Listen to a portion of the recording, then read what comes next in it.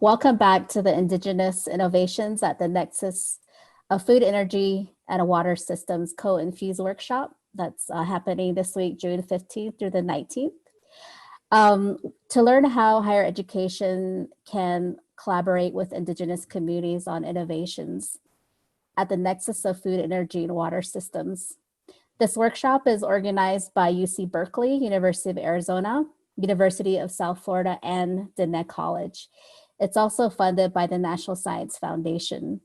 Registration will remain open for this week, so please let your friends know and share with others who may be interested in this topic. This morning, we had a wonderful welcome by Diné College President, Dr. Charles M. Russell. He spoke about the unification through a one idea concept, where we are all connected through the one idea to address food, energy, and water challenges facing our communities. Even in this virtual space and being physically separated, Dr. Russell helped us connect and be unified virtually. Dean Tutt stated that these solutions are critical to Indigenous communities while educating our students. Medicine man Avery Denny blessed everyone virtually through our breath and feeling of love that heals and destroys evil.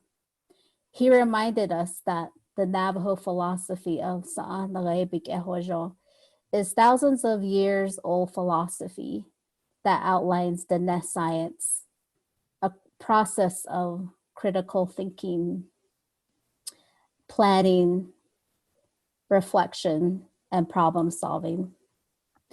Welcome back to our first panel session, which will focus on COVID-19 and the food, energy, water challenges that face our communities.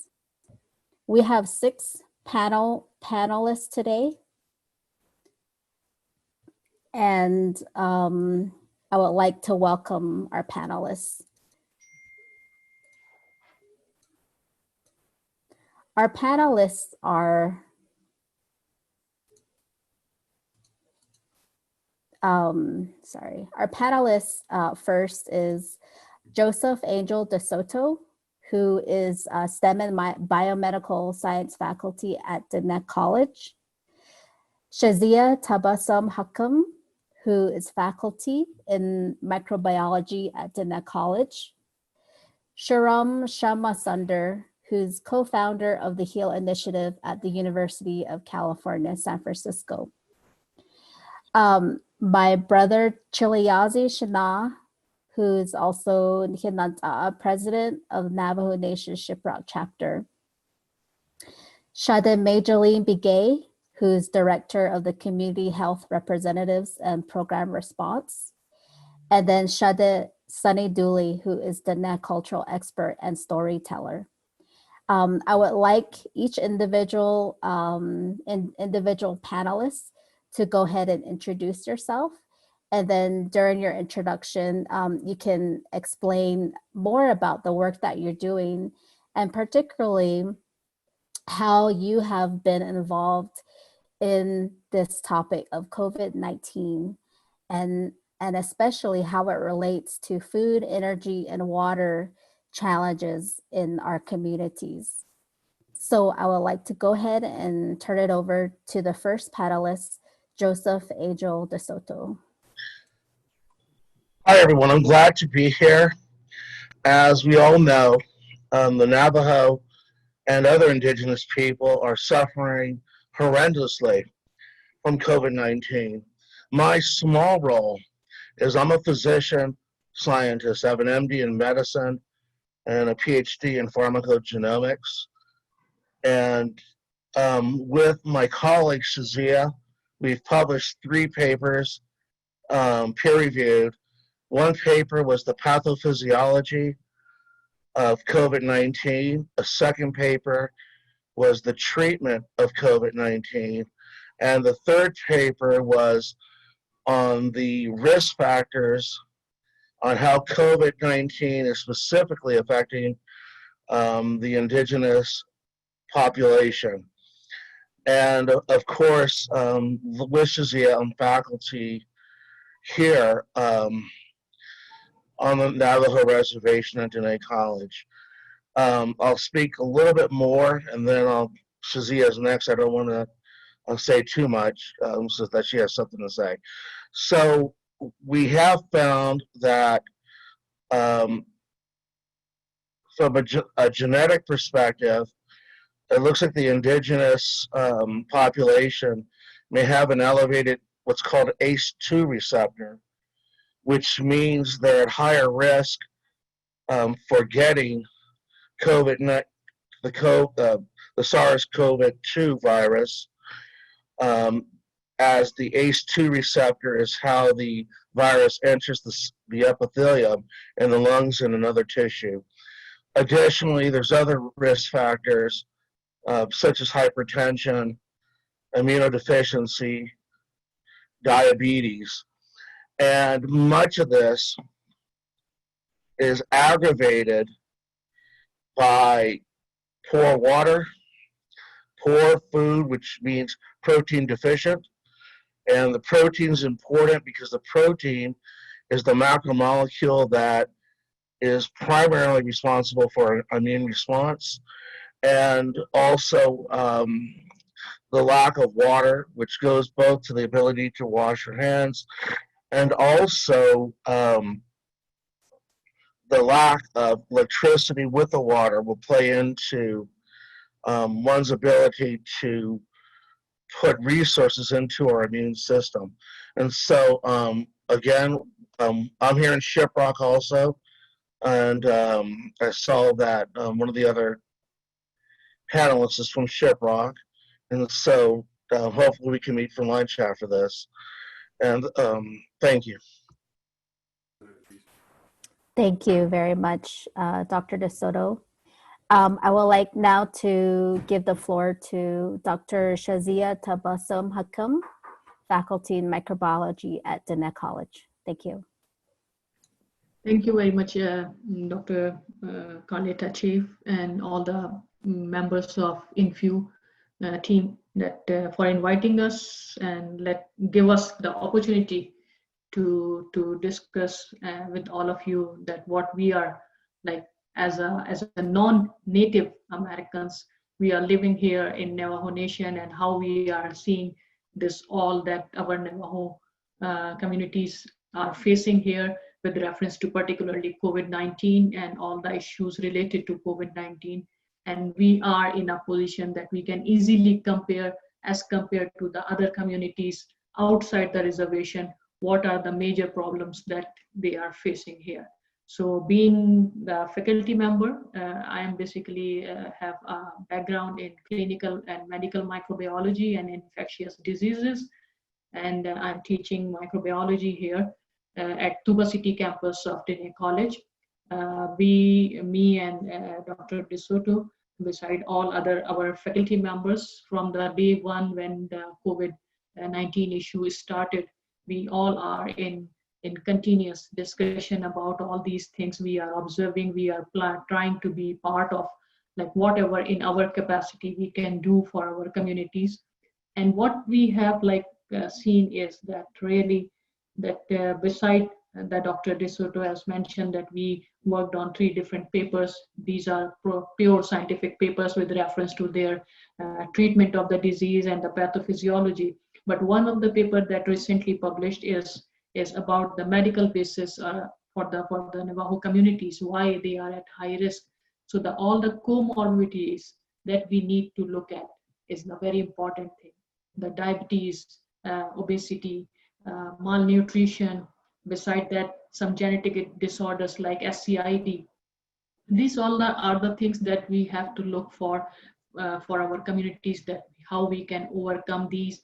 And definitely if you need to work on these, you need to look for another factor, that is the healthcare infrastructure, how strong this is. We have the lack of doctors here, paramedics, we have the lack of nurses, laboratory staff, and the facilities for the testing and looking for the diagnosis, appropriate in-time diagnosis. These all are the basic things that we should have, and we should look forward to develop here in the communities here. And what we are looking forward is with reference to the Diné College, that definitely being a institute that is owned by Navajos and the natives and working for the Navajo youth, what we can do is that we can train our local workforce. And this is what we are trying to do from our point of view, that what we can do from here. So just this I wanted to share. Thank you. Thank you. Thank you. Mm-hmm. I would like to now allow Shanad Dwayne Chiliazzi, President of Navajo Nation Shiprock Chapter. I'm sorry, I skipped one person. Let me take a step back. I would like to now give the floor to Sharam Shamasunder, co-founder of the HEAL Initiative at the University of California, San Francisco. Thank you. Thank you for having me. It's such an honor to be with so many Indigenous workers and Navajo colleagues. So my name's Shri. I am a medical doctor and clinician at UCSF, and I helped start a program called the HEAL Initiative. And so the HEAL Initiative stands for Health Equity Action Leadership. And we believe that all people deserve high quality healthcare, especially the most vulnerable. And so we started a program in 2015 that works in Navajo Nation as well as 9 other countries around the world.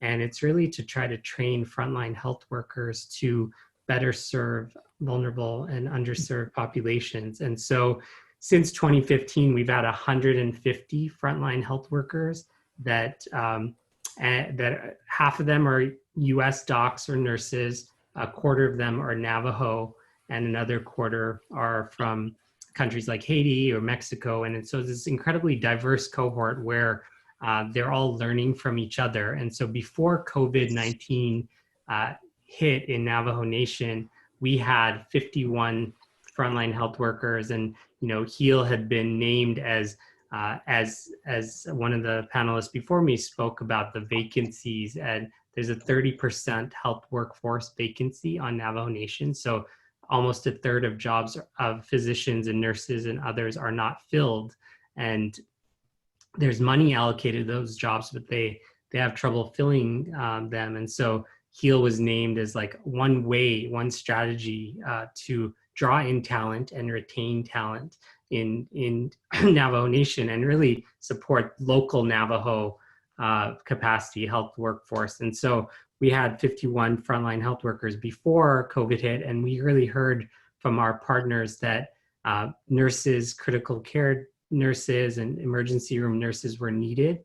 And so I got back from Navajo Nation about 2 weeks ago. I was there for 5 weeks, along with 40 nurses and doctors from UCSF, and then all the HEAL people that existed and are permanent staff in 5 facilities across Navajo Nation. So we work at Chinle, Shiprock, Fort Defiance, Tuba City, and GIMC, Gallup. And so we were taking care of unsheltered patients that were 100. There was a outbreak at a detox center in the middle of March, and so there was 175 folks that became 70 people that were COVID positive, and then we were taking care of 175 largely unsheltered COVID positive patients that were with the partnership with New Mexico Public Health Department. They got motel rooms across 4 motels in Gallup to try to house these patients to keep them safe and keep their families safe. And so our team was taking care of those folks. And then I was practicing along with our other teams across several facilities in Navajo Nation. And I think what many people have mentioned, really the idea of sheltering in place for some people in the Bay Area or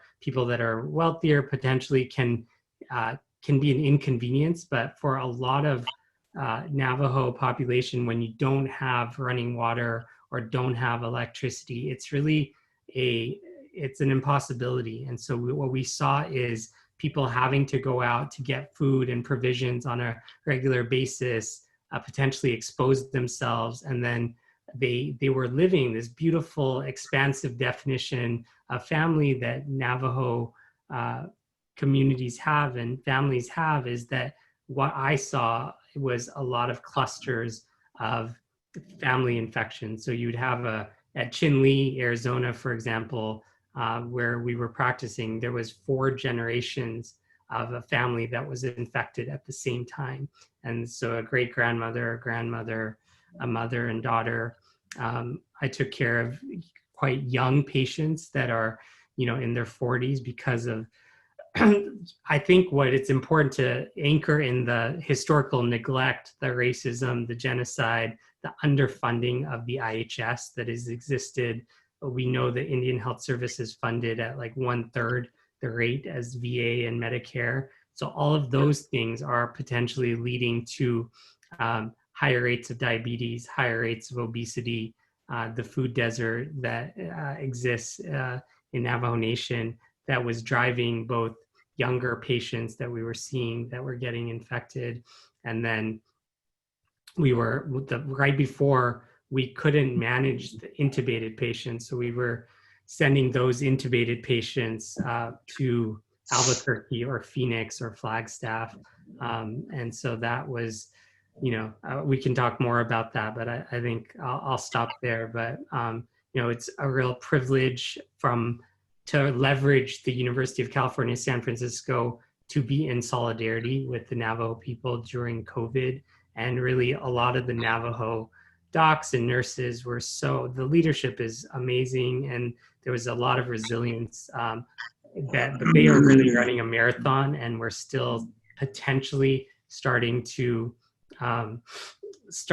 plateau on the COVID curve, and people are exhausted, and it was a real privilege to try to run a sprint alongside the chronic marathon that a lot of the health forces running before COVID and during COVID. Thank you, Dr. Sharma Sunder. It's great. I want to say thank you to you and your group for coming out and helping during the COVID-19 to address the health impacts. I have a friend that is a doctor at UCSF, so I had the opportunity to see your presentation with your colleagues. So it's wonderful to have you here, and I'd like to have look forward to the discussion the next hour. So at this time, I would like to allow my older brother, Shana Chiliyazi, to introduce himself as well and talk about his involvement in the COVID-19 response on the Navajo Nation and the food, energy, water challenges that are linked to that impact. He's the president of the Navajo Nation Shiprock chapter, and I have had the privilege of working with him on another emergency environmental event catastrophe that happened in 2015 with the Gold Key mine spill. So at this time, I'll go ahead and let him speak.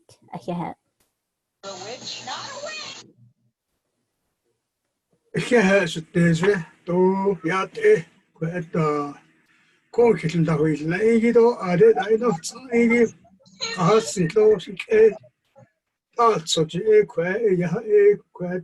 nahot in sa nikit igi na chiko ba sasitlido yat ko nahitot ali pesani klini he kokro ya she neti eba hensen sago.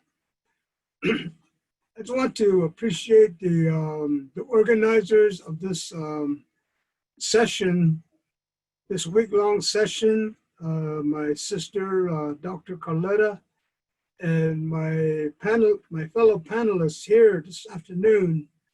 No doubt we have a great appreciation and affection for each of you who have done so much in your own areas of expertise to assist our people.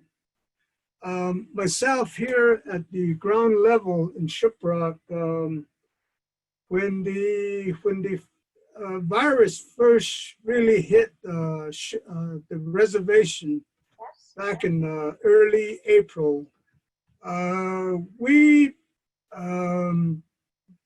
we coalesced around the great need that our people would have, particularly with the stay-at-home orders, where we would want people to not have to travel for basic necessities.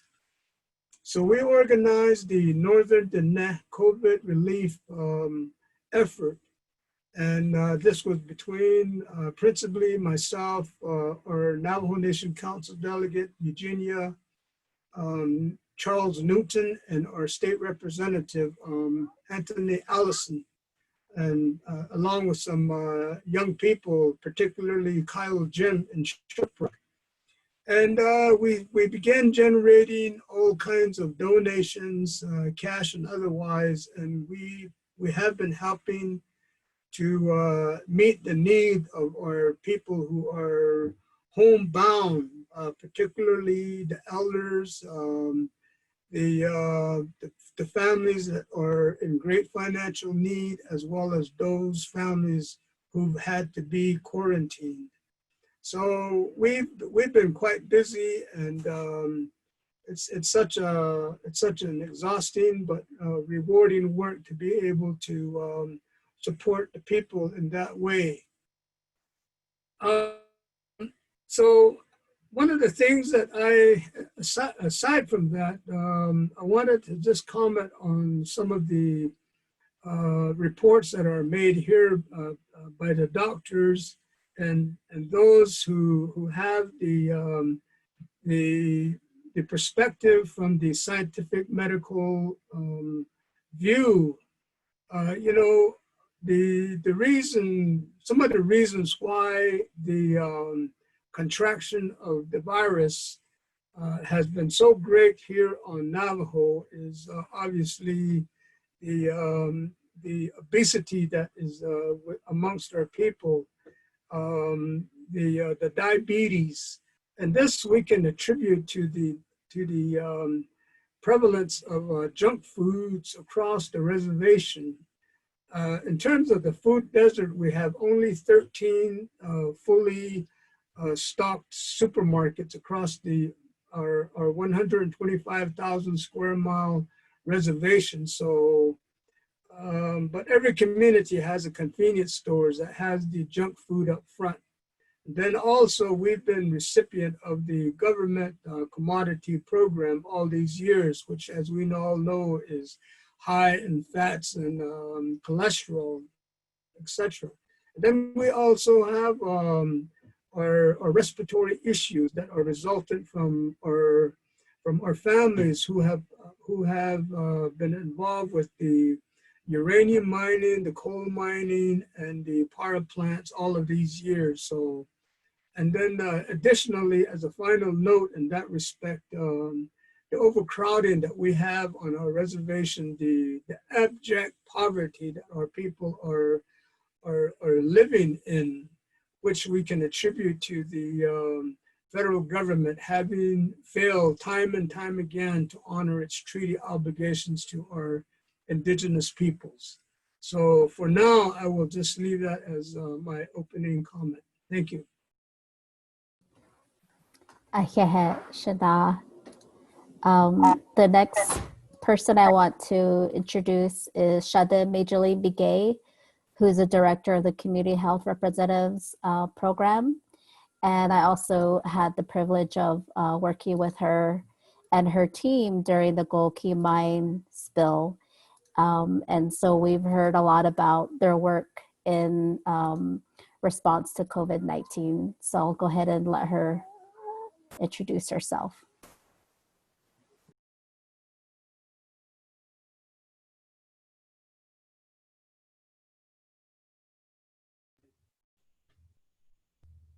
You're on mute.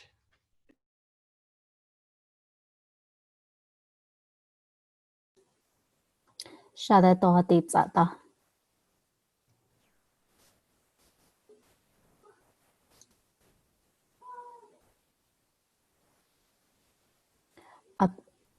Can you hear Kadeda. me? Oh, Okay.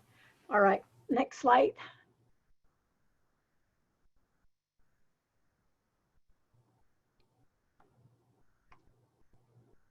Okay, so can you still hear me? Adita. Okay. Thank you for the invitation to present. And as I was introduced, I am the program director for Navajo Nation CHR Outreach Program. And just want to give you a little profile of the Navajo CHR Outreach Program. So we have about 90 CHRs, and we're covering 107 chapters across the Navajo Nation. And you know that there's 110 chapters. The other 3 chapters, they fall under Albuquerque IHS area. So they get their funding through Albuquerque area. And so they have their own Navajo CHRs that cover the 3 satellite chapters, which are Rama, Tohadule, and Chile. What was that? The 3rd satellite clinic? Alamo. Alamo, yes, thank you. So with the CHRs, I have some of the CHRs that are primarily doing TB and STD prevention work. And then I also have some CHRs that are primarily doing the Navajo birth cohort study, which is a uranium exposure research study. So altogether, I have about 140 CHRs. All of my CHRs are certified as Nurse 8, and all of my staff, that includes the technicians, they have the National Management System certification, and then about half of my CHRs are certified through the state of New Mexico CHW. And there's a mixture of CHRs and technicians that have their public health certificate through the NIC College. And we work with University of Arizona as well. And the TB and STD technicians, they are fully certified under the state health department.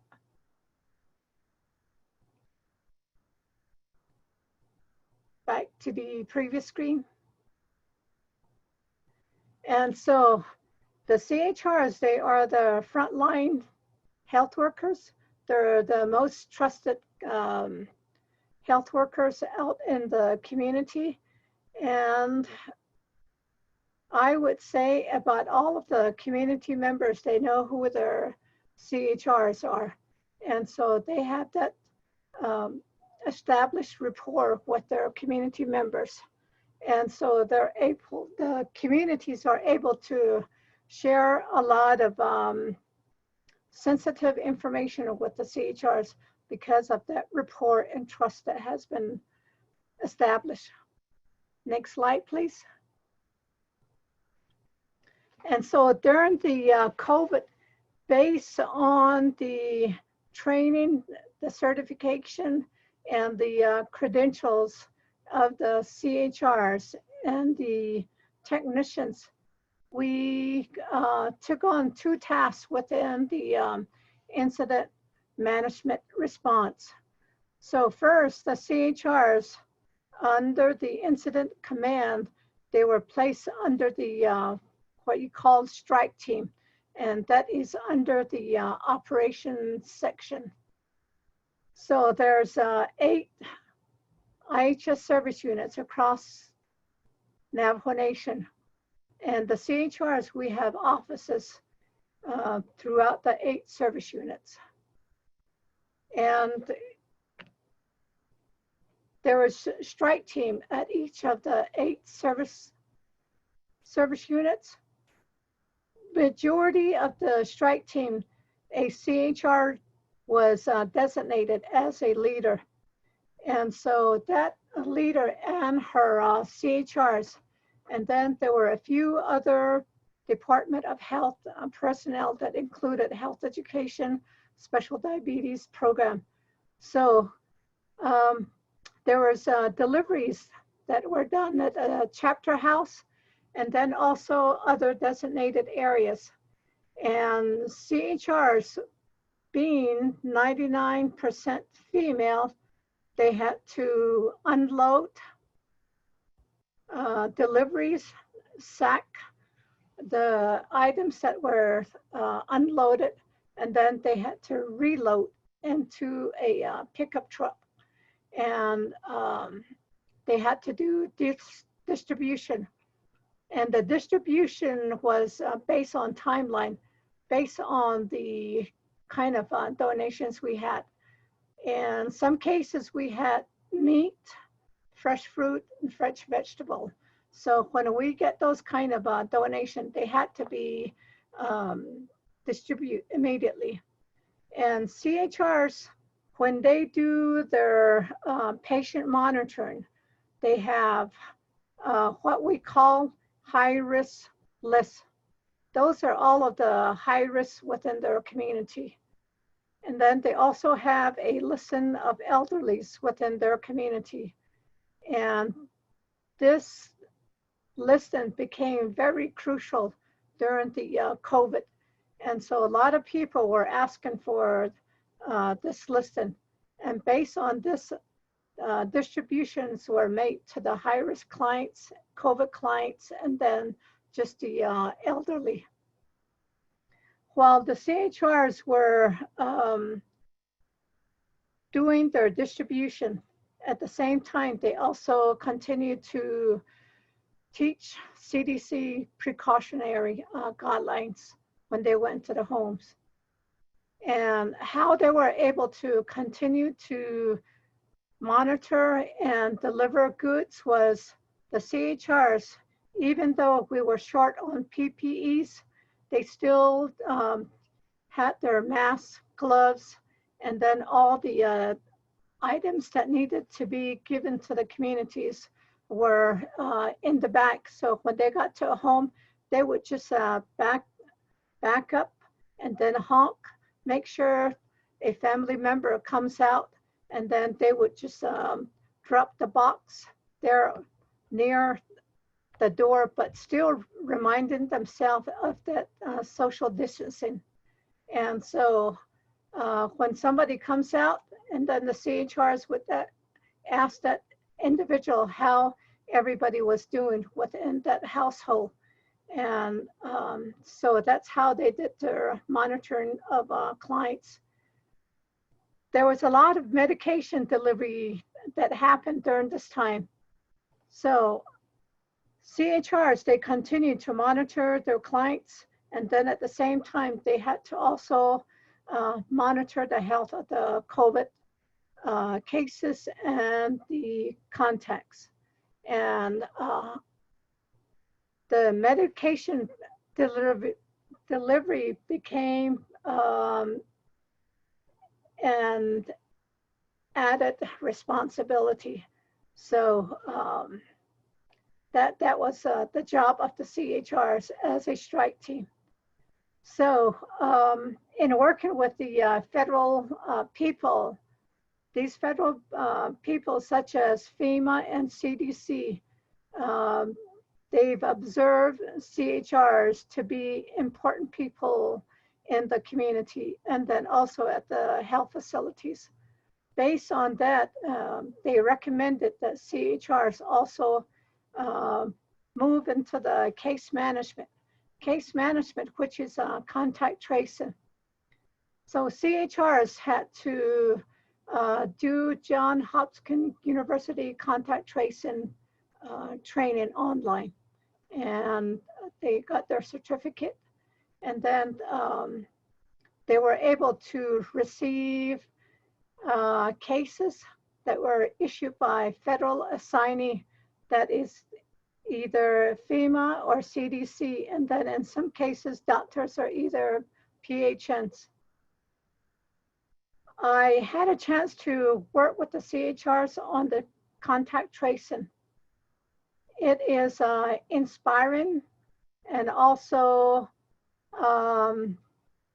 it opens different lenses in terms of becoming aware of the settings within the homes.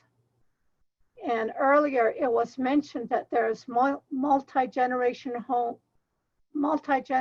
family members, and that is so true. And so when you call an individual within that household, they tell a story, a really heartbreaking stories that although they know about the CDC guideline, but there was difficulties, there was hindrance in abiding by the CDC guidelines. For example, if they don't have any partitions in the home, it is totally impossible for them to self-isolate. And if there's only one bathroom that the family of 7 is using, then it complicates self-isolation. And if they don't have the clean-in supplies, and that becomes another hardship. So I can just go on and on with the situations at home, but the CHRs being bilingual, they were able to quickly establish communications with the family members, the case, and the contacts. So they were able to get a lot of information from within the household. And we found out that there's also difficulties with communication. A lot of these families, they tend to go through several cell phones. So the cell phone number that they give when they're being seen in the health facility no longer works when they go back home. And that became a concern. And so we started going into the homes, finding the homes to actually talk to the family members to see how they're doing, to provide monitoring. In a lot of cases, they were out of food, they were out of propane, even though we don't have the resources to purchase propane. Some of the CHRs, they, out of their own pockets, they bought propanes for the household members. And the education, giving information about COVID continued, even though there was limited time that the CHR spent with the household members when they did their delivery, or either when they did their case contact tracing. How they monitor the client is asking the client if they had fever, shortness of breath, and if they're able to taste, smell food, if there's any body aches, and just just getting the progress with recovery. This is from the whole family members. And these were joint home visits. Joint home visits were made with CDC, the FEMA, PHNs, I think in some cases, doctors. And if you don't have CDC, FEMA, PHNs, or doctors, and then CHRs would team up and make these home visits. Next slide, please. And so some of the lessons learned from the work that the CHRs are doing, I think there are still other lessons learned that are still being added. But one of them is we found out that the household members still are not adequately informed of what COVID is, what it does, and how to prevent themselves. And also, the lack of PPE became a hindrance for the CHRs. CHRs wanted to do their service delivery, but they also know that they needed to be adequately protected. So that kind of slowed us down until we were able to get some PPEs.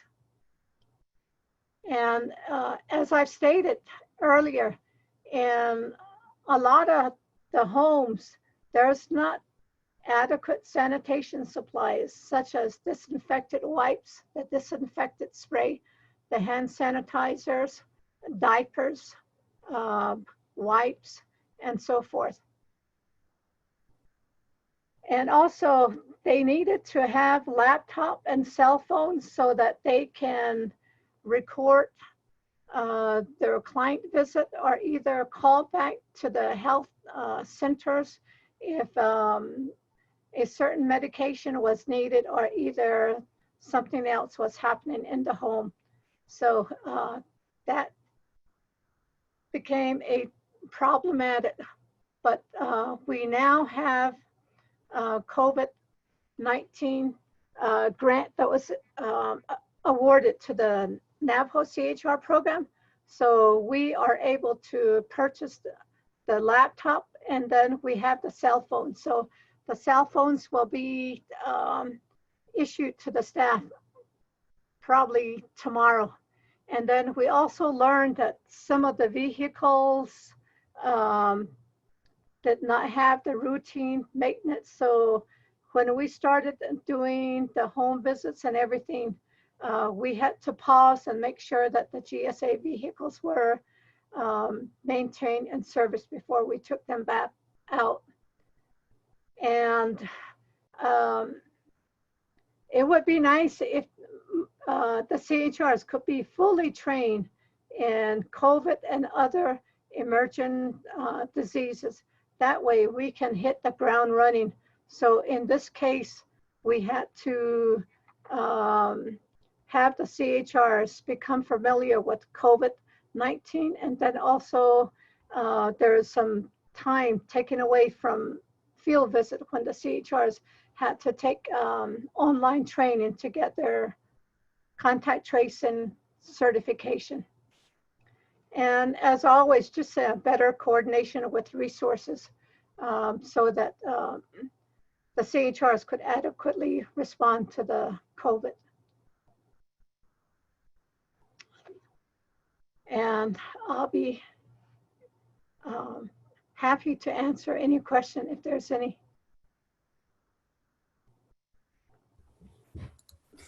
Yeah, Shade.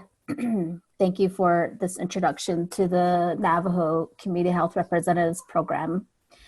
And at this time, I would like to hand the floor over to Shade Sadigduli, who is a Diné cultural expert and storyteller. Oh, yat Shadeja.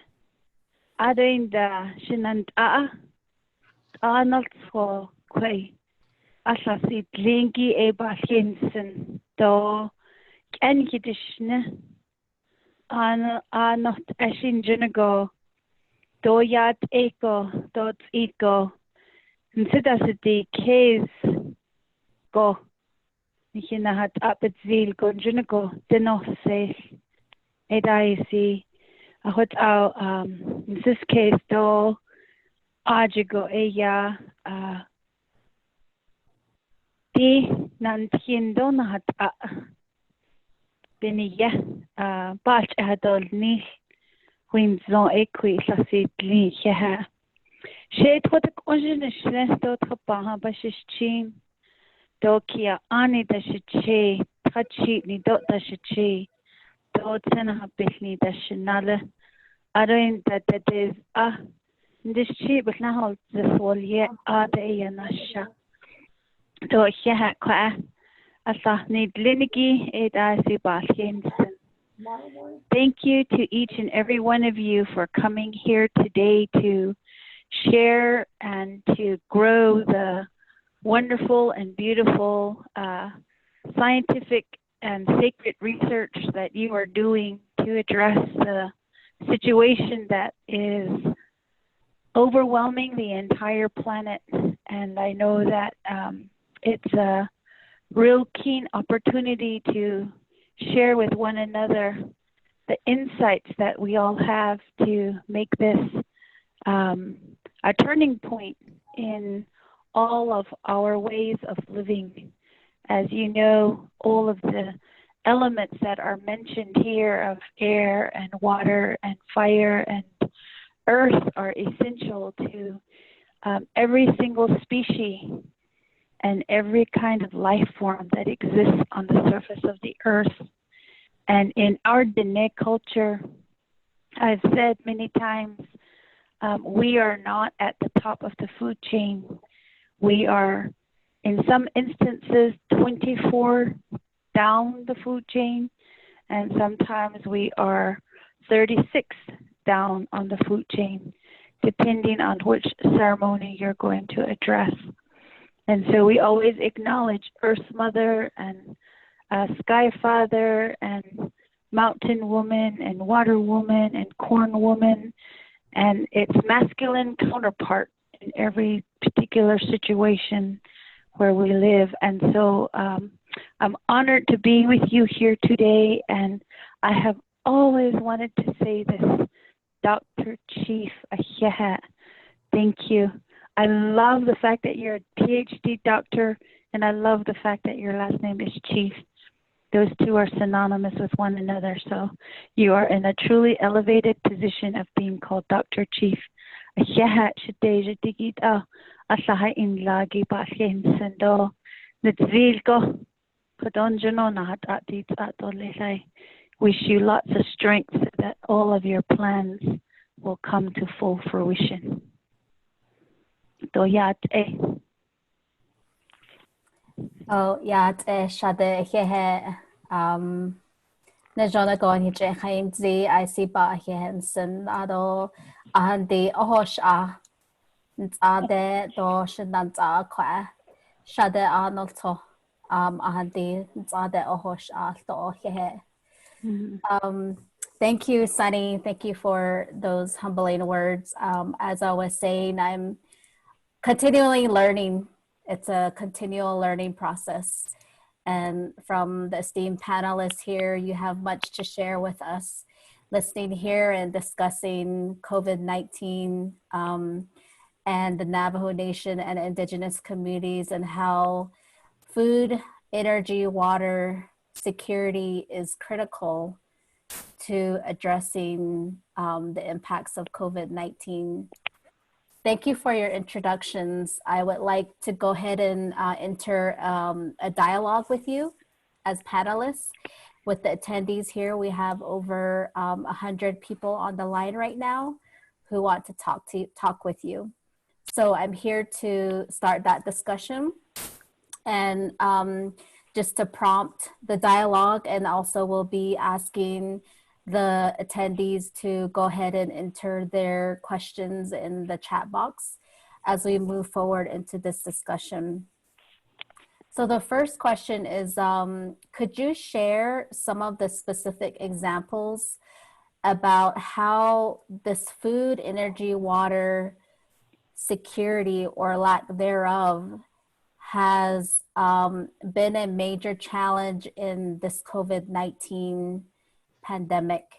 And we did hear from some of the panelists some of those examples, but if you like to expand upon that specifically, as this workshop that we're having right now is about food, energy, water, and then how we as scientists, engineers, and community partners can try to come up with solutions related to that. So that's the first question. I'll go ahead and give it over to the panelists. You can unmute yourself when you're ready to speak. Thank you. I'd like to respond to the food portion. Now, there's a misnomer that I've heard. Can you please announce yourself? This is Dr. Joseph DeSoto, Dene College. I'm a physician scientist. There's a misnomer about obesity. Obesity in itself, without the comorbidities, actually protects against coming down with the COVID virus. Now, that said, with the food, we know historically, as was mentioned by another panelist, that the food given by the government is poisonous. They give a lot of sugars, fats, and that type of food does not help the immune system. And so even though we see on the reservation some individuals that are overweight, that doesn't mean that they're healthy. And so many times they have to eat more to attempt to get adequate amounts of protein. And so we have a historic protein deficient diet on the reservation. And so when a person, for instance, is starving to death, they rarely die from the starvation, they die from immunodeficiency. And so we may see people that look that they have adequate weight, they may even be overweight, but they may be protein deficient. And that sets them up for infection. And that also sets them up for a lack of ability to fight off any infection. So both the threshold for being infected and the ability to fight off the infection is lowered. And so that's one aspect with the food. The other issue, and I'm going to digress a little bit because one of my colleagues from UC San Francisco mentioned this, is the outrageous amount of historical racism. And this includes agencies like the Centers for Disease Control. This includes the Indian Health Services. And these organizations have hurt more than helped the indigenous people. I'll give a quick example. So we at Dene College, we applied for a grant for more testing on the reservation. And we, as Dene College, we are part of the Dene people. And so we had the president and the Navajo Nation certify that we are an organization of the Navajo. And so we applied to the grant to the CDC. The CDC said, because our board is not democratically elected, because it's appointed by the Navajo Nation, they will not consider us a part of the Navajo Nation. And then we said, what are you talking about? And they said, because you're Navajo, we're not going to allow an appeal. And I have that email. And so this stuff still goes on. Furthermore, money was set aside for the Navajo, but none, and we had to beg for it, we had to apply for it, and in many cases we still haven't got it. Yet, non-Navajo for-profit organizations were to immediately got that money. And so we cannot separate the racism and the discrimination against the indigenous people in the Navajo and from what's happening here, this Holocaust. This is a continuation. And the misnomer is that the federal government protects us all. We know from the riots that's happening that's not the case. And we certainly know that some of these same organizations that are supposed to be helping us have broken every single treaty and have done the most harm to us. Thank you. Hello, this is Sunny Dooley. I would like to respond to the question that you had asked. What were some of the examples of unique challenges responding to COVID-19? I want to state this as strongly as possible. There was, and I suspect there will be, an enormous language barrier within the Diné population. And I say that because historically referencing the Spanish American flu, which was called the So, and then applying that to COVID-19, I think really misled a lot of people to think that they would have to be coughing physically, profusely to be identified as a carrier. And the scientific language that identifies COVID-19 has been sorely needed to be broken down into appropriate Navajo language for us to understand it. I have said many a time that it should have been called Nasni Duitini Nahast Ata Yishnihiki, which means the virus Nasni Duitini cannot be seen. Nahast Ata 19 Yishne in the process of spreading should have been applied. And that way we would know that even though politically the states of America are reopening, the Diné people will understand that the virus is ongoing and it hasn't subsided.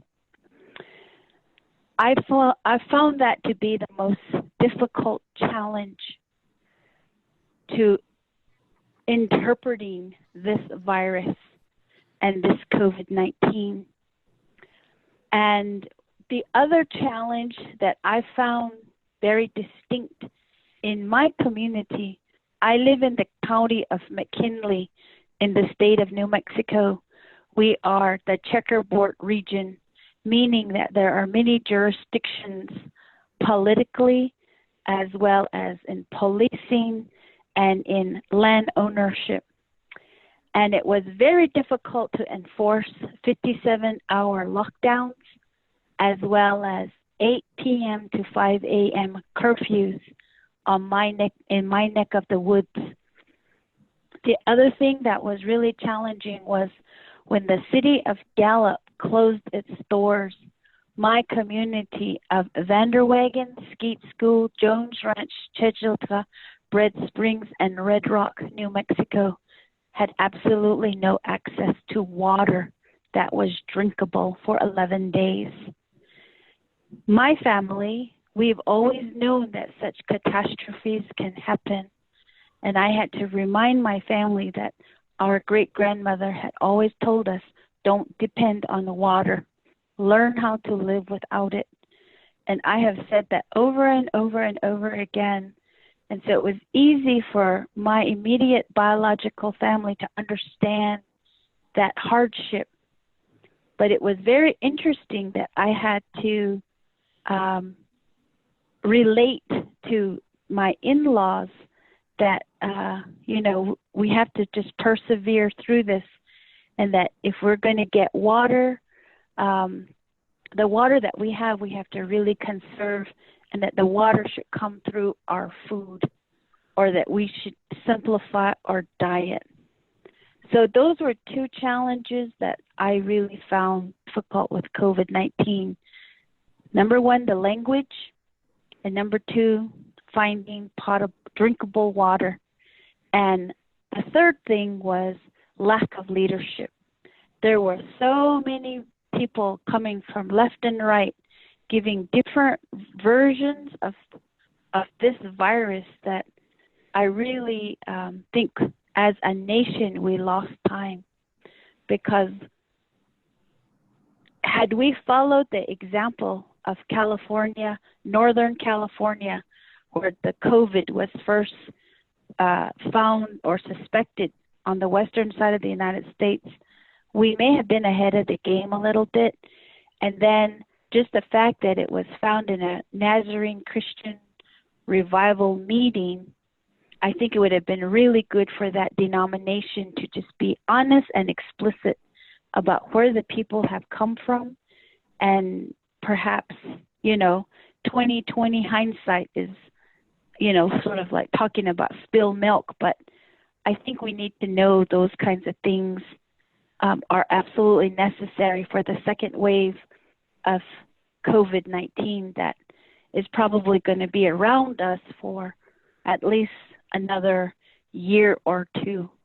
And that's what my great-grandmother would say is, which means learn how to build up perseverance and resilience. You're going to deny yourself a lot during this hard time, but you're doing it to survive.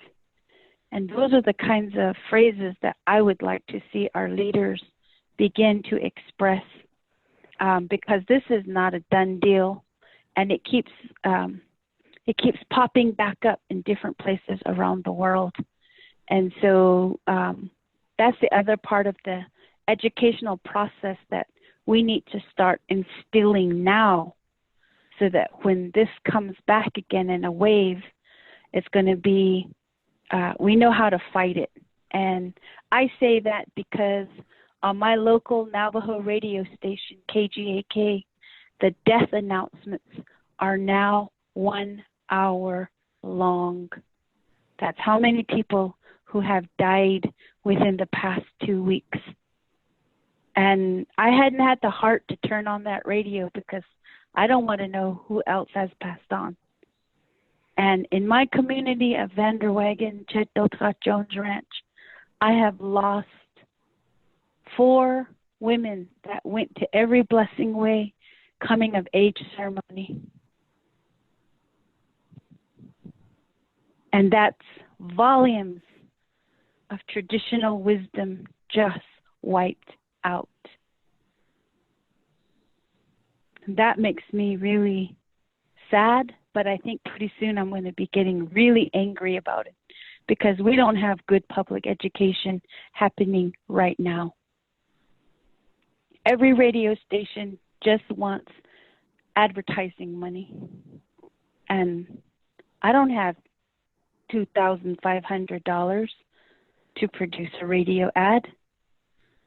So those are some of the things that I find most extraordinary. Thank you. I'll try to add. Thank you, Sunny. I think it's such a powerful sharing that you described, and I think from my experience as a clinician, our HEAL fellows that are outside of Navajo Nation, the ones that are Navajo, the first thing patients ask them is, when are you going to leave? And that there's so much turnover amongst people that are coming into Navajo Nation. And in COVID, I took care of hundreds of COVID patients, and I'm in full PPE, and I can tell you that the language, the trust is definitely, they're just meeting me for the first time, and I have a mask on and I'm speaking English through all this PPE. And then you have these Navajo nurses and Navajo doctors where they exist. There's just too few of them that can speak the language, can connect culturally, can explain things in a way. I had a patient who had chronic uranium poisoning and had lung disease. And you're absolutely right. Like the language, we know that 0.2% of medical school graduates are Native American. And so there's so few of them. And so how do we think about building that Native capacity? Because in places like Chinle, all the doctors are, white or maybe like Indian, like myself from India, but not Native. And I think that's a big, especially from what the other panelists have said, a community that's been exploited in many ways from outsiders. You have a lot of outsider providers. And so I think, how do you shift that over time? And then definitely the water insecurity, the lockdowns we saw while we were there, several weeks of lockdowns. Like when Gallup shut down, people would reroute, or when Walmart shut down in Gallup, people would reroute to Farmington.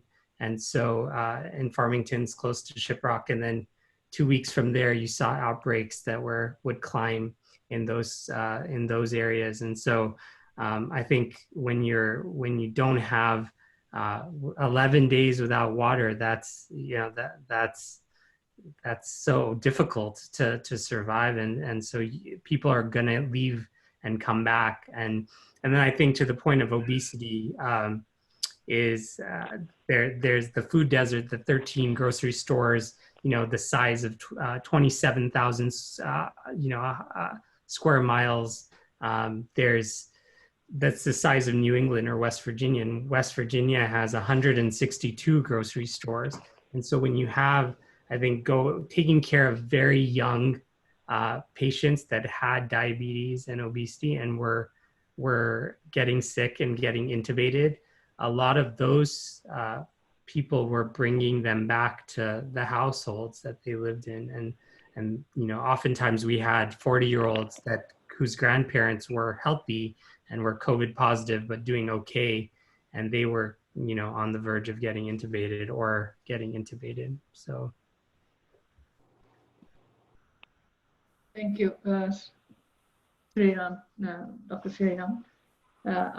This is Shazia from Diné College. So I just want to share some of my experience that I have had with reference to the exceptional responses that we received.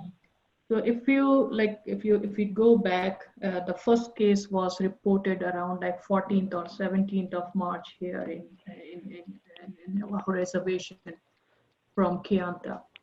Basically, like the question is that when it was started in December, and we have started to get the news about the COVID infection and then all the spread and everything. And after that, when we have the first case in January in Seattle, after that, like there were two groups of individuals. So like those who were like taking care of the news, and they were saying that, okay, these are the possibilities, the organism is going to spread widely.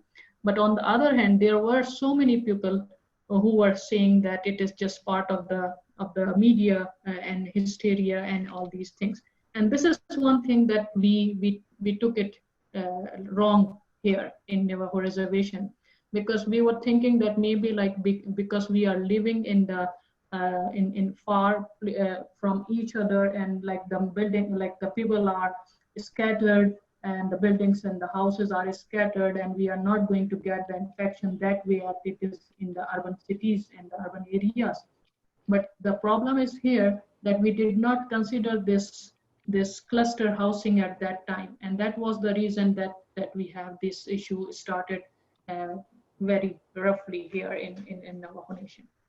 Second thing, that with references to the response, again, when we have this first case here, that was the time that we have to look forward for applying for this taking all the proper measures, like all the lockdown and everything.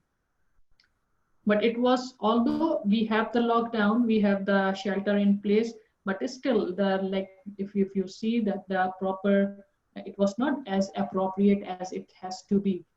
People were communicating, they were moving around. We were seeing continuously, even till the end of April, when we started this seeing this weekend lockdown in Gallup. Before that, the Walmarts, they were full of people every weekend.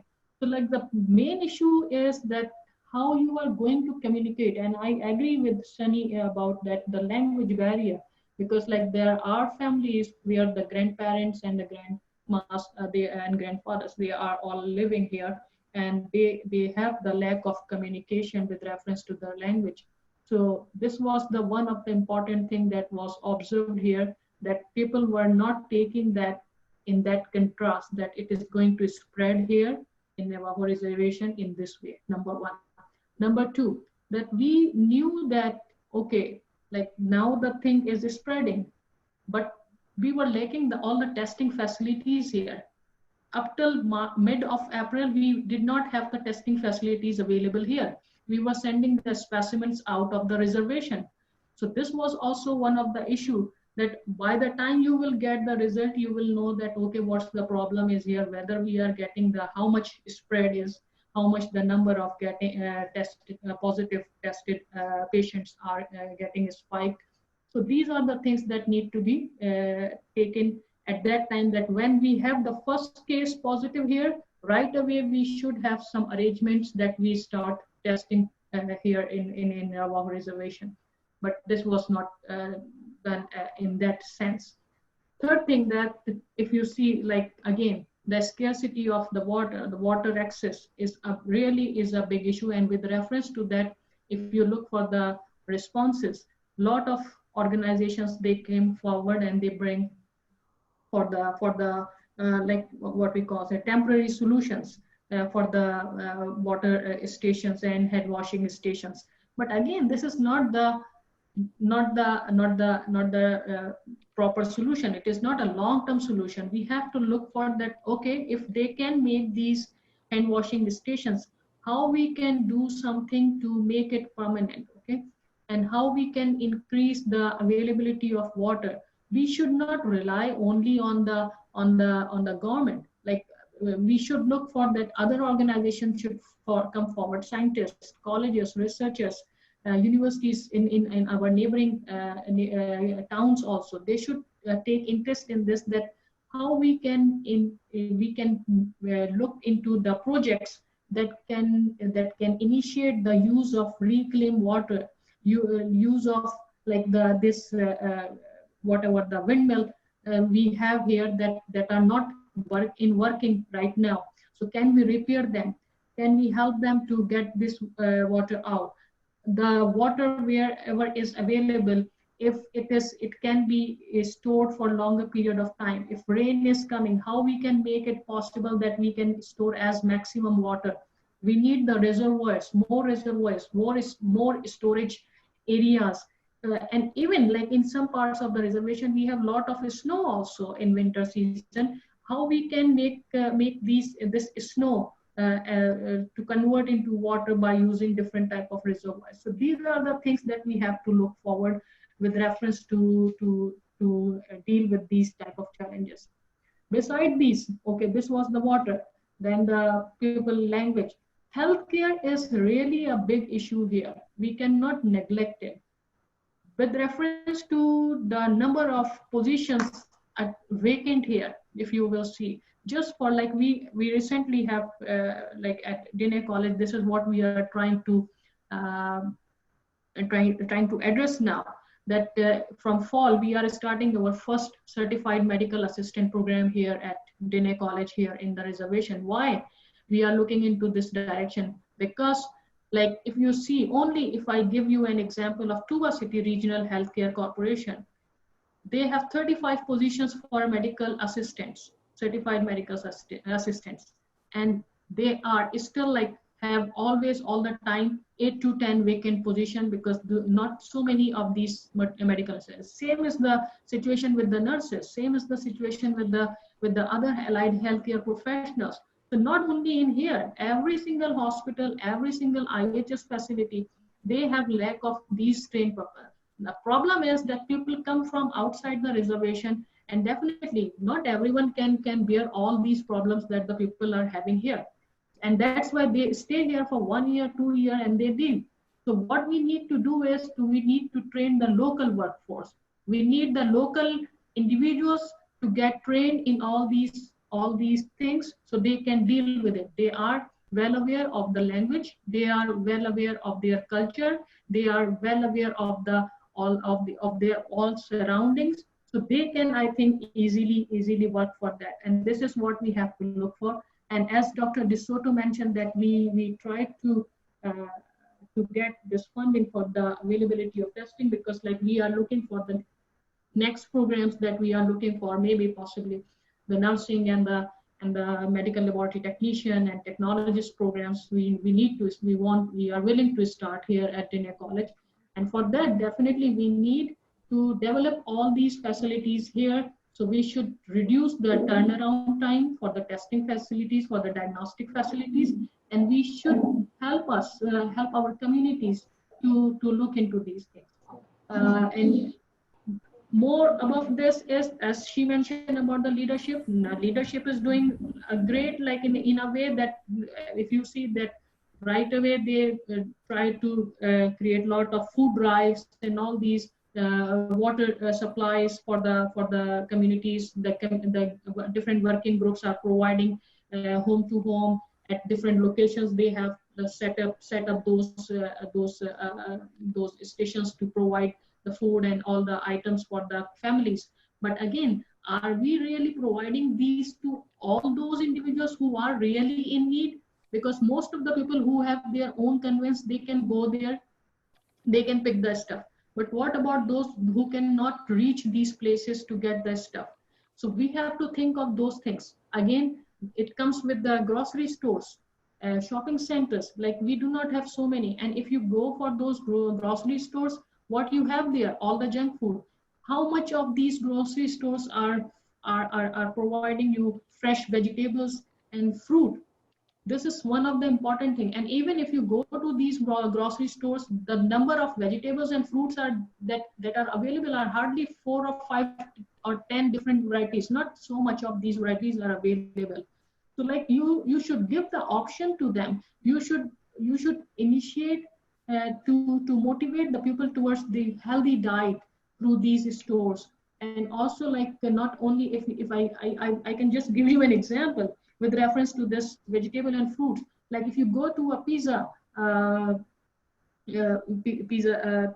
parlor anywhere, like even the Little Caesar or anywhere, like at least Little Caesar, a normal cheese pizza or a normal pepperoni pizza, what they are costing is about $8. On the other hand, if you ask for a veggie pizza, they are asking $14. Why? Because they cannot manage the vegetables here, because nobody asked for the vegetable or veggie pizza.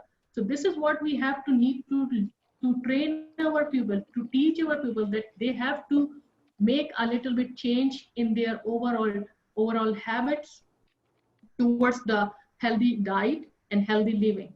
And this is one of the biggest challenge that we have here in Navajo Reservation. If you go to the flea markets here, they are full of all that food material that has fat, a lot of fat, all the barbecue stuff and all these. But really, like, they are lacking all this healthy diet. So if we can, through the different educational programs, through different training programs, we can do change a little bit of our communities, their how to deal with these basic health issues.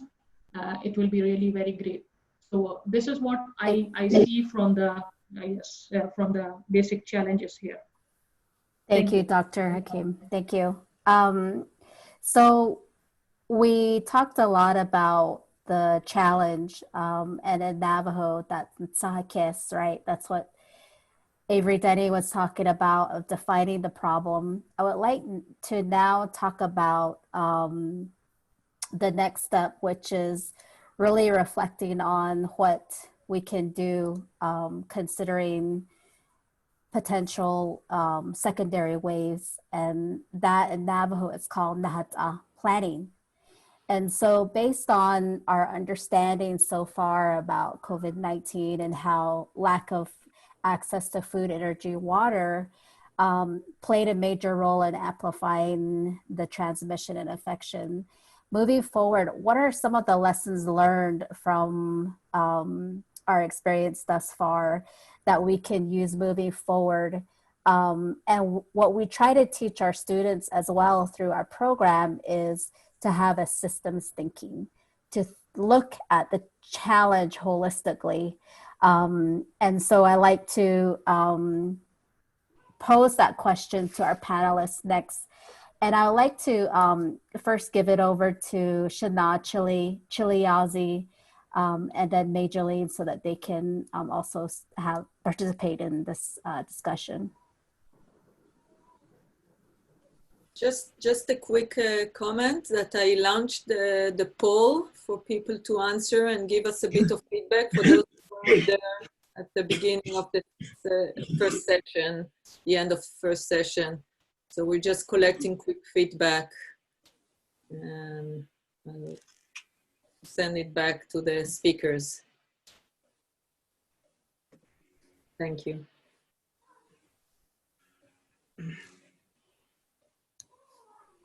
Okay,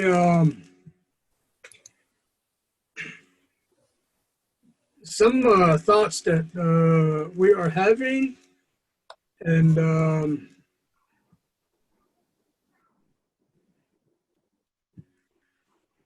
Shiprock is in the middle of a large agricultural area. We've been an agricultural community for many generations.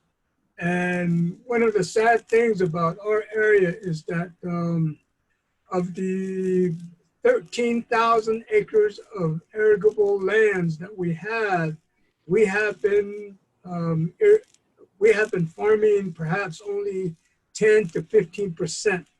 There are many reasons why this is the case, and one is the apprehensions that people continue to have as a result of the Gold King mine spill. But one of the positive things that's happening because of the pandemic is that many families are going back to their farms. In our case, my own family, we are very actively farming, and we just suspect that the food supplies that are being trucked in from wherever will begin to diminish here as we continue into the pandemic.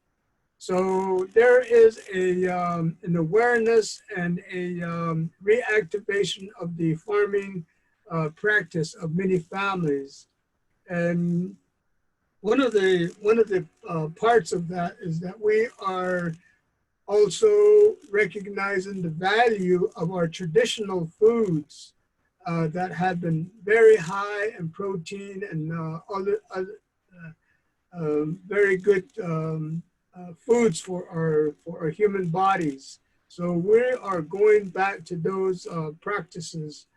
And here in Shiprock, we can do large-scale agriculture to the extent where we can produce much and store much added value foods and canning of different vegetables and fruits. So that's one of the good things that's happening out of this experience. But finally, I want to just say real briefly that you know, in a time like this, there is much cause. It makes much cause for reflection about why are we in this circumstance. And from our indigenous perspective, we have to think that perhaps the violations that have been perpetrated on our Earth Mother and the good peoples of this earth, the children of the earth, have gone too far, that violation. And we believe that this is some form of retribution on behalf of the earth, that to call our attention to these violations of the earth through the extractive practices that have been happening for energy, and the violation of the human rights and dignity of human beings by those who would do us harm. And we feel that this is a great call to recognize those facts and realities of life, and for us to begin to go back to a state of compassion and humility. And we feel that that's part of the one thing that we really need to be thinking on in these times. Thank you. Yeah, Shana. So moving forward in terms of thinking about these positive things that have happened as a result of COVID-19, we can take the next step that Avery Denny had talked about, which is thinking about how can we implement better solutions or ways that are that we can be more resilient to COVID-19, and then through our reflection, see Hassan of what has gone on thus far. So I'll go ahead and let Majorline comment. Thank you. Sorry for my laryngitis. So right now, the Navajo Nation is operating under a health command operation. And when the COVID-19 lifts, and then this group who is managing the health command operation, they will develop a debriefing that is going to go into a lessons learned. And that debriefing packet, I truly believe, should be shared with the entire Navajo Nation. And that will inform the Navajo Nation where our strengths, where our weaknesses were. And so we can capitalize on what we really need to work on. And if that could be done, I think that would tremendously help the Navajo Nation.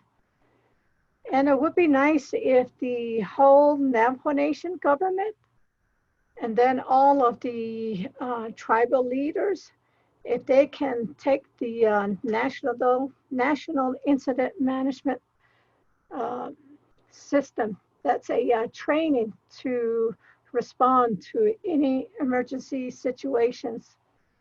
Right now, it's only Department of Health and certain divisions within the Navajo Nation that is trained to respond. But it would be nice if that could be made mandatory across the board. And so we now know that we gotta have adequate PPEs. That was one of our barriers in addressing the COVID-19. And then I think one of the greatest issue or a problematic issue that we faced was not having a alternate care facility. So we know that there's multiple generation members in the home, and we have like large numbers of our people in a home. And so it was extremely difficult for them to self-isolate. But if we can start identifying the alternate care facility, maybe with this 600 million that is given to the Navajo Nation, we can develop those. And we need to continue teaching. The teaching cannot stop. So when we went into the homes, when I assisted with contact tracing, I became aware that not everybody knew the information on COVID. So when we assume we do our education through our tribal radio KTN, that's not hitting all the homes. And another element that we need to also focus our attention is we need to start storing. And I think Chile touched on that. And so we can't be caught without adequate food supplies, whether it be non-perishable or either other food that our natives were so good at storing. And we are resilient people. And some of that has come to surface in our response to COVID. So I think we just need to continue to work on those resilience skills that we have. And I know we can do better when the next wave hits us. Thank you, Shada. Thank you. Yeah. And I'll allow Dr. Sharma Sunder to make any concluding thoughts at this time. It's past 2:30 right now, so I want to have some concluding thoughts before we talk about next steps. Sure. I think, President Nez in Navajo Nation continues to say how do we make the first citizens first in this moment instead of last? And with the CARES bill, I think there was a huge delay in getting money on the ground. And, you know, I think that the Indian Health Service, in terms of infrastructure, I think one of the opportunities of COVID is it's laying bare all these inequities that we know existed. It's pouring gasoline on these inequities. And, you know, we all know that these existed before. And so how do we use this moment as a lens into structural challenges for Native people and allies? You know, I think that the non-Indigenous people like myself in institutions, you know, practices like acknowledging the land, practices like, you know, what does solidarity really look like with the Navajo people and other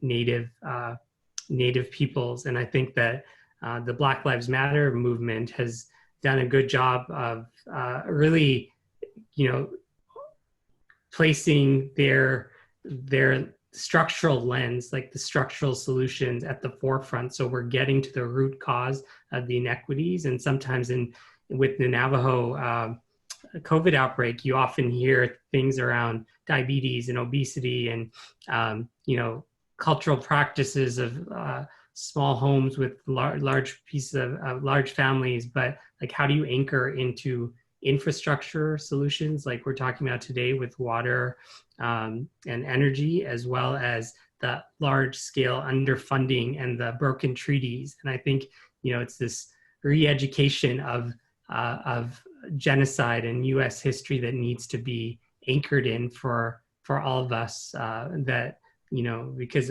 I'm kind of ashamed at the level of Navajo knowledge that I had coming into working with Navajo Nation in 2015. And I think that's true for so many people on Turtle Island. And so how do we reshape and use COVID as an anchor to talk about structural inequities that were driving this pandemic that existed long before? And how do we shift, you know, as a nation into really making the first citizens first?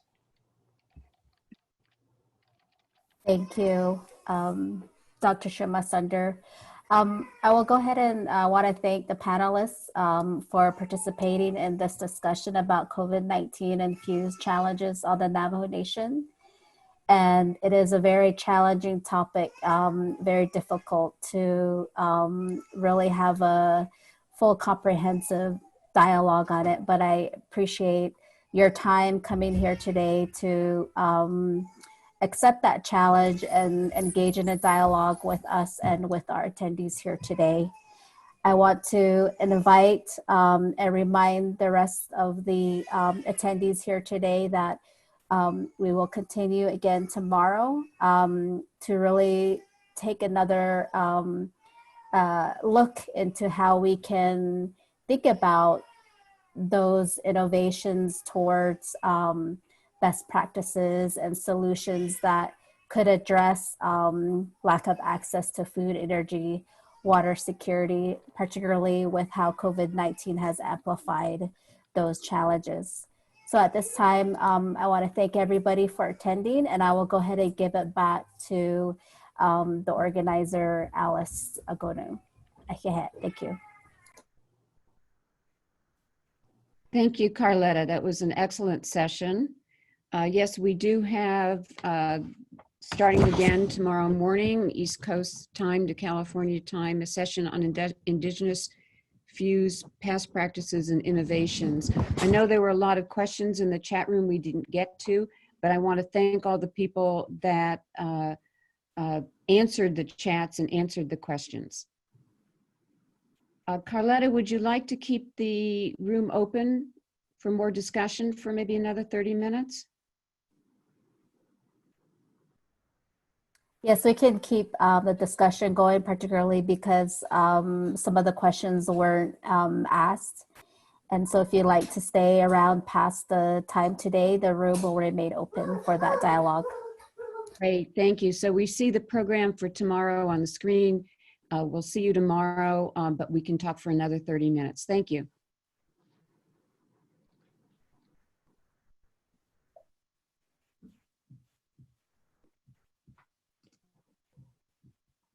We had a number of questions. Ashley, are you there? If so, could you unmute yourself? Yes, I'm here.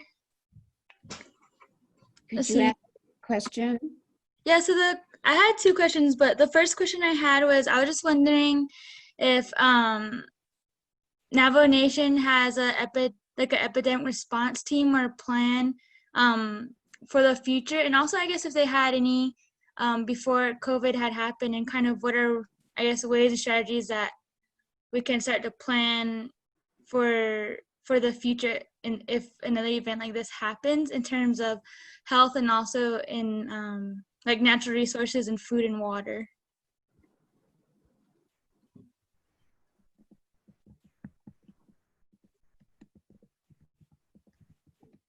I can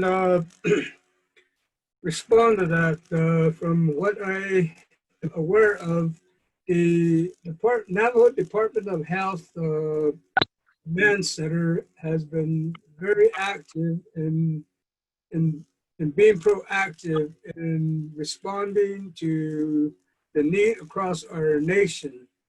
And I think that out of this process, most certainly the Navajo Nation is developing a strategy that will be effective and efficient.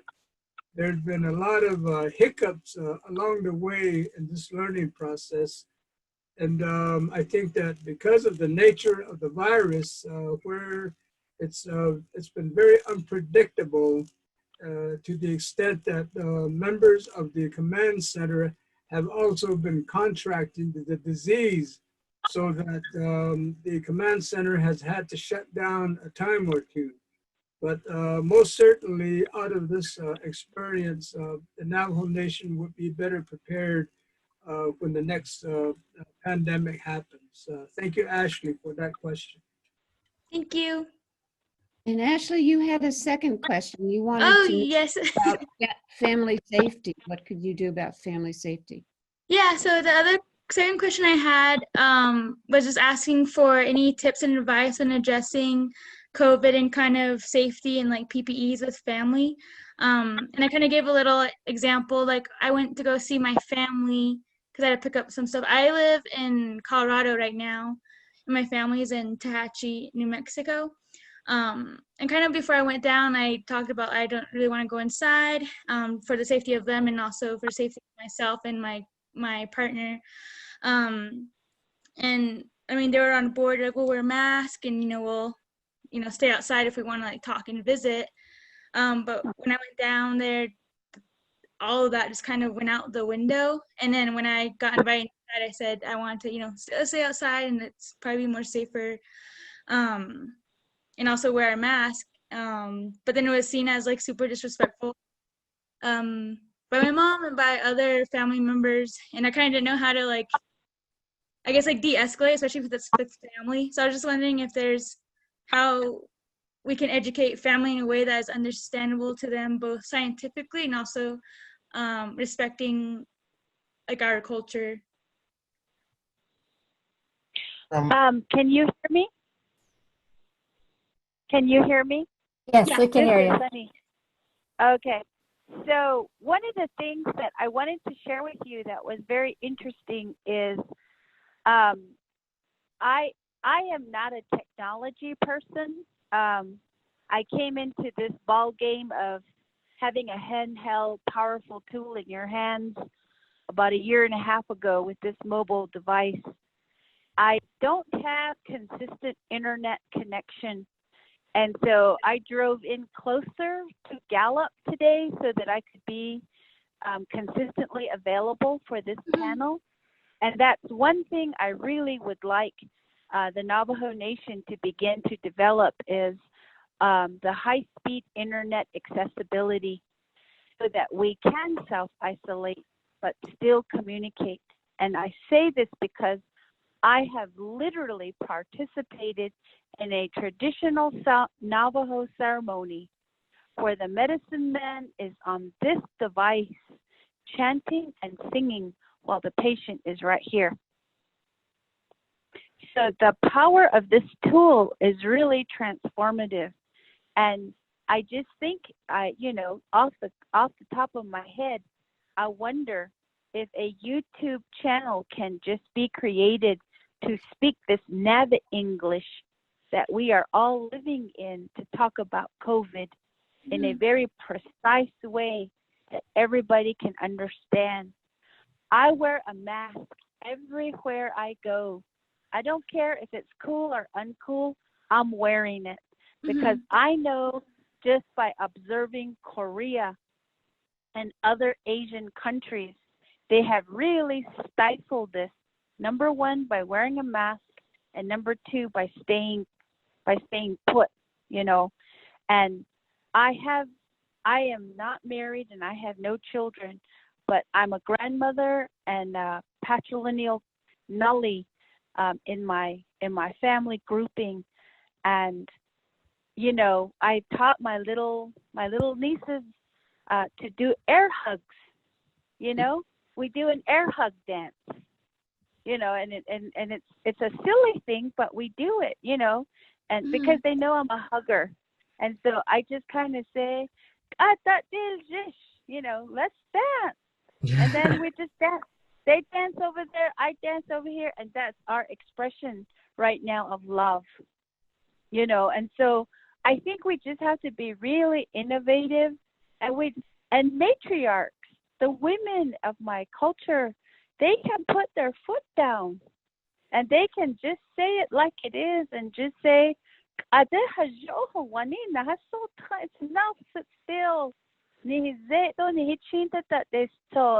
wear your mask. That's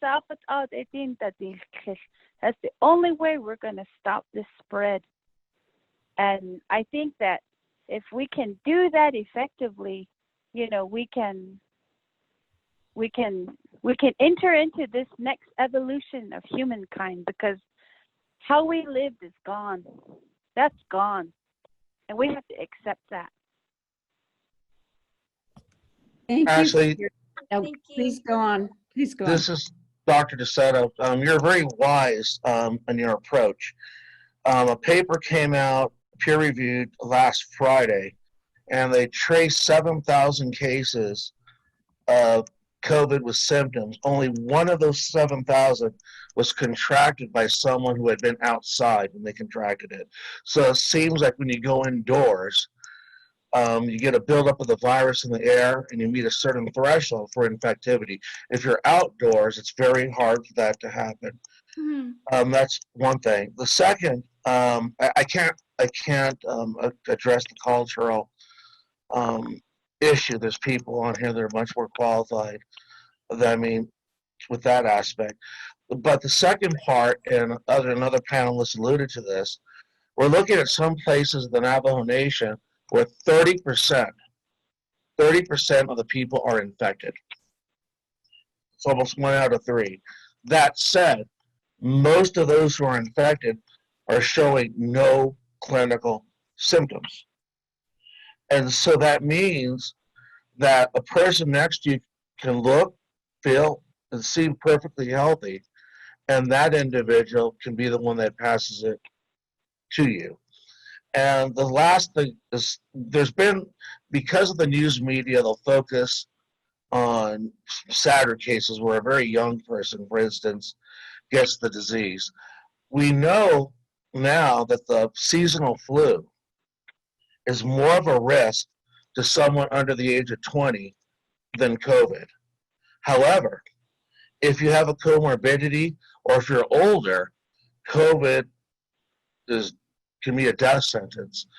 And so that brings along another question, which I cannot answer, is we have to have respect for our elders, yet the young, we're probably not going to, with few exceptions, are not going to show any symptoms at all, will probably not get sick, yet their interaction with an elder could be a death sentence to an elder. And that's all I'll comment on.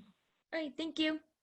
Just quickly to add, sorry, is I think as a young person, you could always say, like, I'm trying to protect you, and And it's not that, because I think sometimes when you wear a mask, it makes it feel like you're trying to protect yourself. And then people get offended that, you know, they're not sick. And why would you try to protect yourself against them? And instead, like trying to flip it to, you know, I'm just trying to protect you. And I would feel terrible if I got you infected. So I want to wear a mask. And so that way it's not about them feeling like you think that they're a stigma, you know, there's stigma around that. So sometimes that can help. And then what the other panelists said is if you can get one elder who's a matriarch that lays down the law, that's probably the best. Cool. Thank you so much. May I add something? Please. Can you hear me? Yes. Okay, I have a good news. So the Navajo CHR Outreach Program, we partner with the NTUA. We applied for COVID telehealth, and we were awarded about $95,000. So with that, all the CHRs will be getting a laptop, and then NTUA will be setting up broadband across the Navajo Nation. And so that should improve our communications throughout the Navajo Nation. And with the 20 years that I have been with the CHR program, this is the first time that I've witnessed where the CHRs had to contend with responses that was reservation-wide, and that there was a lot of uncertainties, and then the duration of response was, we couldn't pinpoint when COVID was going to lift. And so I just wanted to add that. Thank you. Thank you again for the question. Carletta is taking care of her baby. So I said I would moderate the rest of the session. There are a number of questions from the audience about how can others learn from the Navajo Nation. So other tribal communities. Sherry Johnson asked that question, but Sharia Gonzalez is calling in from Mexico and wants to know how they can learn. Do any of you want to ask your question in more detail? You'd have to unmute yourself. I'm happy to ask my question. This is Sherry Johnson. Wado Dugoagi Salagi and Cherokee Nation. And I like the ideas you have with the CHR strategies and the communications. And I also know the Cherokee are doing 3D printing for breathing apparatuses and are doing different kinds of contracts with laboratories, and the details of which I do not know. I'm curious if lessons learned can be shared across nations.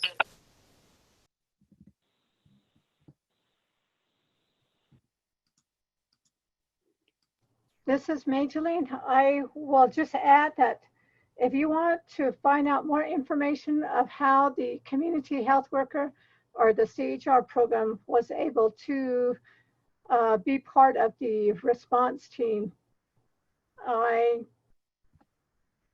have my contact information with Carletta Chief, and she can provide that.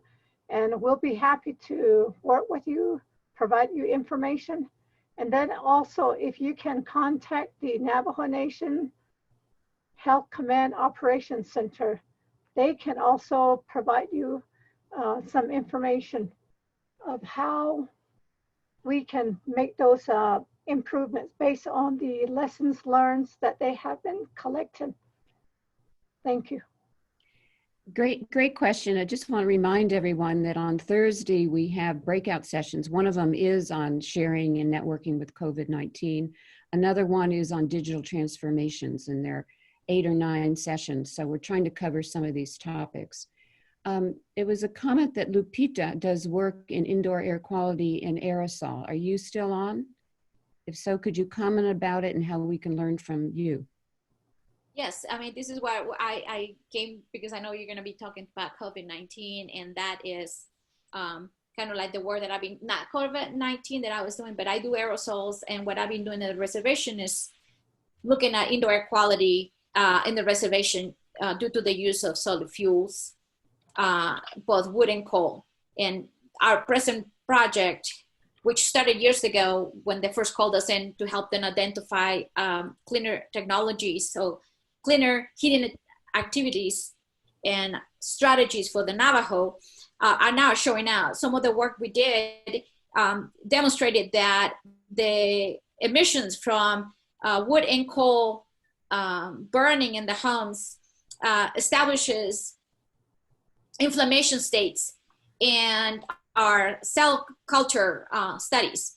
And so we know for a fact that there is the predisposition when inflammation is involved for subsequent injuries like infections by viruses or bacteria to have a heightened response. So this is exactly what I would expect to see. The things that we can do in the indoor environment, I think that there's messaging that we can work on, and we do have some of the students that we work with that have worked in our project through the years, including some of them who have looked specifically at the messaging with regards to indoor air quality, embedding the traditional ecological knowledge. There is some area where they have even some beans and information that they can use to get, especially with the older people.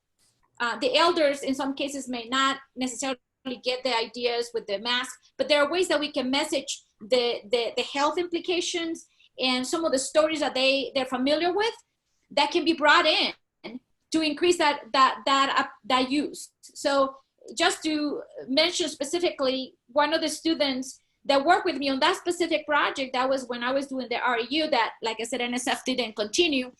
That was one of the students that I brought from the reservation. Her name is Tasha Ness.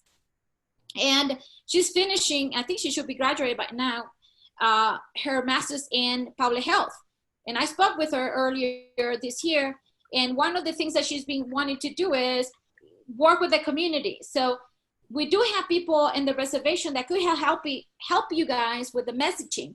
And I'm more than happy to help you with the aerosol piece and finding what is the best thing that we can be most effective for, especially with the elderly, to protect them and to get them to increase the use of some of these things, the social distancing.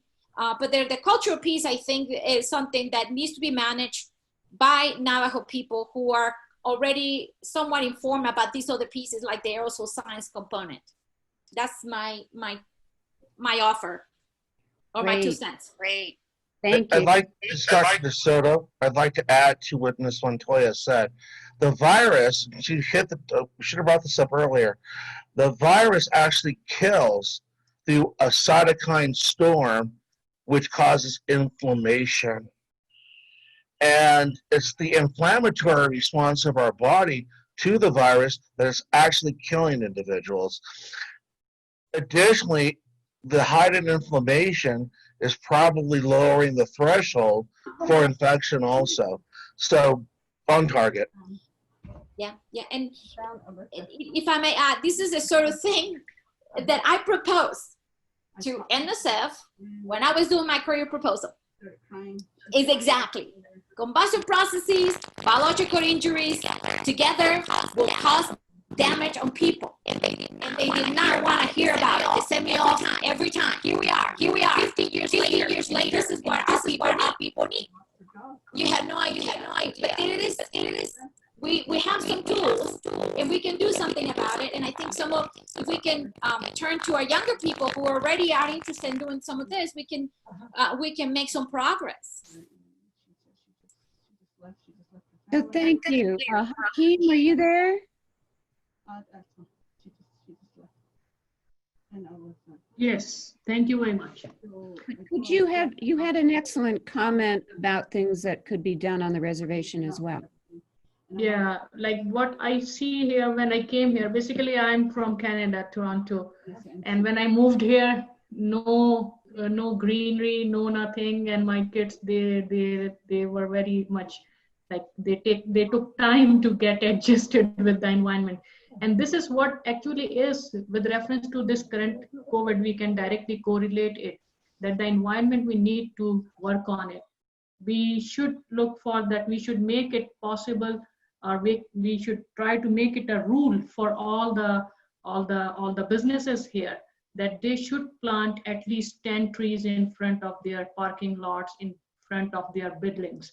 So like it should be like playing a positive role in creating a better environment. Secondly, we should have a drive that we should like invite the communities, not only for like we usually have the small campaigns at schools and other institutions, but no, we should need a big drives for the plantation, at the large scale.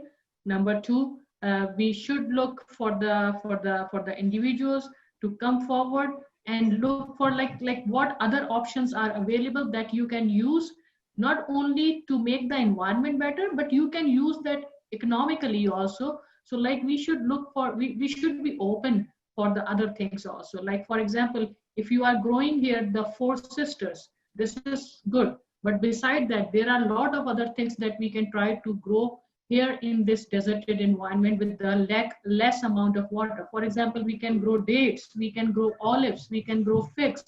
These are the things that have market value. So why don't we try to look for those options? So this way we can generate some own economical resources and we can use those resources for other stuff. So this is what my just suggestion, that we should look into this direction also. So again, that's another breakout group, how to integrate the food, energy, water systems. Well, our time is up. Thank you. I want to go back to the panelists and see if you have any final comments. May, Jeline, someone asked you to respond to something. I'm not sure what. Do you have any parting comments?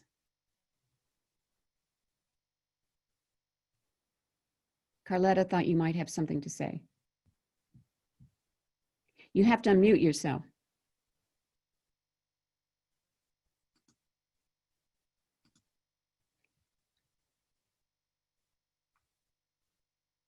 Does any other panelist have parting comments?